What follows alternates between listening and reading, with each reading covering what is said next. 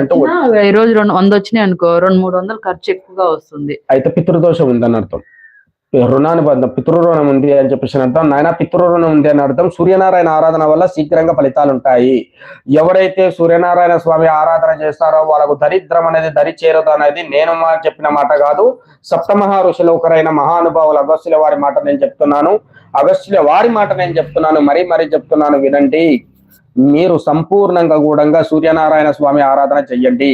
తెల్లవారుజామున 5 గంటల నుంచి 6 గంటల మధ్యలో సూర్య ఉదయానికి ముందుకే, సూర్యనారాయణ స్వామి ఉదయించడానికి ముందే ఏదైనా శుభ్రమైన వస్త్రం కాల కింద వేసుకొని ఆదిత్య హృదయం గాని, లేదంటే ఆదినారాయణ సూర్యనారాయణ నమో నమః, ఆదినారాయణ సూర్యనారాయణ నమో నమః అని చెప్పేసి సూర్యనారాయణ స్వామి నామమంత్రం గాని, హఠయోగంలోని సూర్య నమస్కార ముద్రలతో సూర్య నమస్కార నామాలు గాని మీరు ఖచ్చితంగా చేసినట్లయితే జీవితంలో దరిద్రం అనేది దరి చేరదు అని చెప్పేసి